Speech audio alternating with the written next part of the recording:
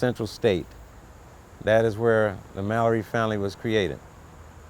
You got that Mallory Lane up there that they named after my father. There's an area that was the garden area where my parents met. My parents were both raised in the West End and never met each other. They met each other when they got to Central State, and that's where the Mallory family started. And my father, he's a proud Centralian.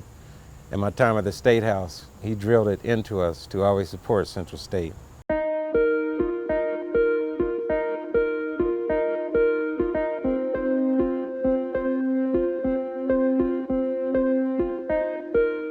We had a bus leave from here, and that bus went to Darke and Mercer County for us to bond with Darke and Mercer County. So what you're seeing is Darke and Mercer County connecting to Hamilton County. We are bringing our communities together through agriculture.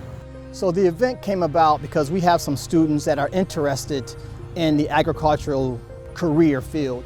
So we were down in Cincinnati working in our area, and we had students that were interested. And community members such as Bishop Scott, Dale Mallory, and Jim Beakey came to us and said, hey, let's get some kids together to partner with some businesses in the western part of Ohio that are big in the agriculture space, and make that connection so that they know about career opportunities. They have not been introduced to other industries that are available, that are profitable, and so we looked into that. And we had a mixture of people on that bus ride, and I think that it kind of changed all of us. Some Central State University agricultural education majors joined us, so the students got to integrate with them. The visit was important for the students to go because it gave them a wider outlook as far as what's available.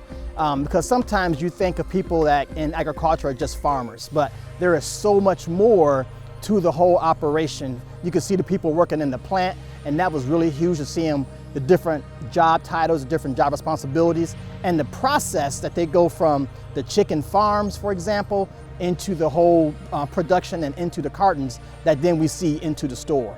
I hope the students got a chance to see that it is a safe and a clean environment, that things are taken with the utmost care, and not only are the chickens' health important, but also the health of the consumer is important as well.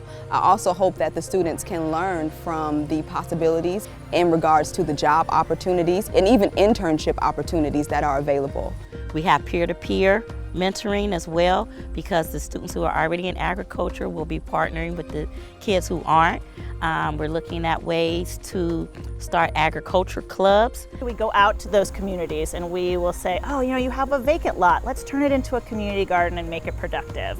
Oh, you have a school space that is underutilized and you want a way to get your students outside. Let's turn that space into a productive, cultivated space where students can do experiments, they can learn about the wonders of nature. And so we're very excited to be able to merge kind of that older generation that's been with us for a long time with younger folks so that they can learn from each other and interact with each other and build more of that social cohesion that I think is not so healthy these days.